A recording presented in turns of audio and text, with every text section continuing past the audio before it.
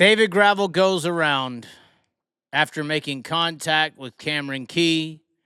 Kameron Key obviously loses power there. David Gravel plows into the back of him, spins into the infield, and comes back onto the track behind Donny Schatz.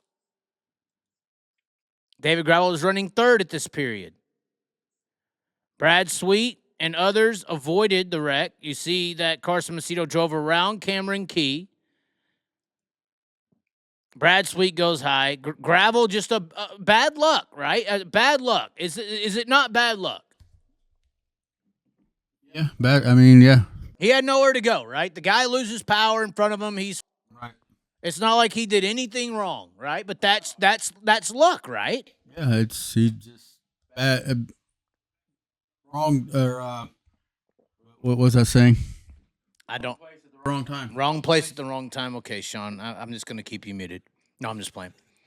So they put David Gravel back to third, Sean. How do you feel about, if you're just a viewer, you see this happen on your screen, you see the caution, you see everything happen.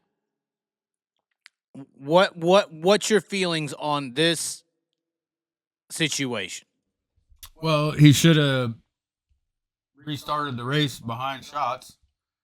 That's where he blended in at, and here right there, he's not knowing where he should restart. Obviously, he thinks he restarts behind Schatz, but that's not the case.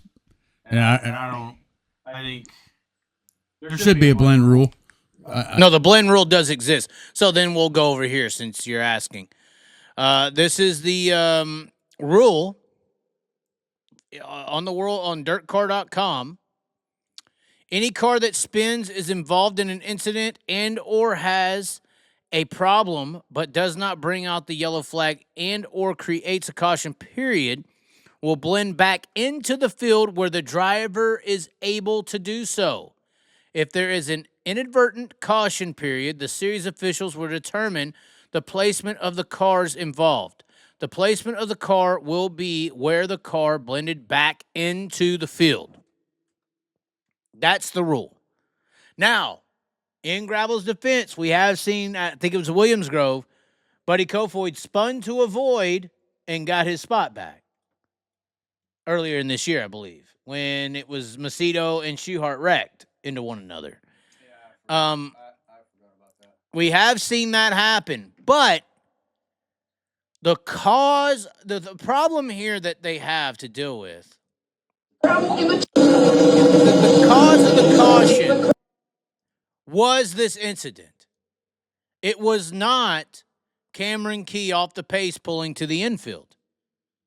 The cause of this caution was David Gravel spinning, because Kameron Key is off the racetrack at this point. It's still green. It goes yellow now, according to Dirt Vision. We see the little yellow green at the top left of the screen. There goes 1, 2, 3, 4, 5, 6, 7 cars. Okay, so you may have put them behind, what was that, Rico? Maybe you put them behind Rico.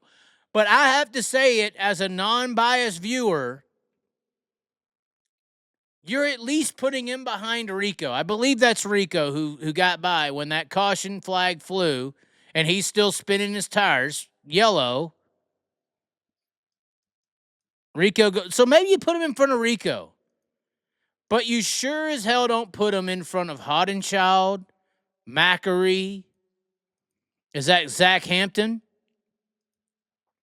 So you maybe put him behind Zach Hampton if you're going to be black and white with your rule book, which that is the missing element of making this sport correct and fair. You have to start being black and white, no matter if it's Kyle Larson or David Gravel. That is the problem. That's why Kevin Nouse is on our show. So we're seeing Hodenchild and we're seeing Mackery's wing go by here. It's still green. And technically, there is a fair argument. This is a fair argument. There shouldn't have been a caution at all. Honestly, Sean, should there have been a caution? I mean, what was the caution called for? They're not on the racetrack. If Kameron Key loses power and goes to the infield, we're staying green, right? That's what they say. Right. He's off the racing surface. We are staying green. Right. Is he not off the racing surface, Sean? Is he not? They both are. Yeah, I mean, I understand it that you hit Kameron Key and this is a big points guy, but if we're calling cautions fairly, black and white, if we're calling cautions black and white, base level, if he's off the surface and he ain't in front of cars impeding traffic, why are we calling a caution? Right. But that's the problem. We're calling you're calling a caution right here because it's David Gravel. Are you not?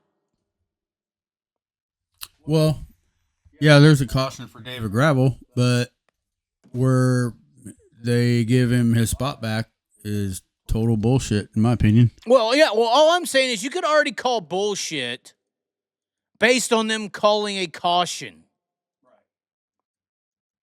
You can already call bullshit here. Okay, so maybe he spun out right there and he's off the track right there. We're still green. We're still green. We're still green. Nobody is impeding the racing surface at this point. Nobody. So you could instantly call bullshit right now that a caution was even thrown. Both cars are off the racing surface, below the tractor tires that define on the track and off the track. Hold on. What did you say? I said correct. Why are we throwing a caution? You could say this is bullshit. You're throwing a caution. Why? Both cars involved are off the track. We can stay green and keep racing, buddy. That's what you would do if Kameron Key just fell off the pace and went into the infield. You'd stay green. But then when you amp it up and you not only call a caution for a car off the racing surface, a safe area off the racing surface. He's safe right here. Why not just keep... Here's what I'm saying. Why not just keep it green, and then when he comes back on the track, he continues? Yeah. See it all the time. Do guys not go through the infield and cut a course or almost wreck, but they keep it going and we stay green, right? Yeah. So that's the base level if you want to argue this. If you want to argue this, there shouldn't have been a caution at all because there's not a car on the track causing a reason for a caution. But when you amp it up and you got your official dirt car rules that say blend in and he keeps the motor going and he blends in, even if it's the caution when you throw it here, you're at least behind Sheldon, buddy. You're at least behind Sheldon, and the camera and the whole world says you're at least behind Donny Schatz.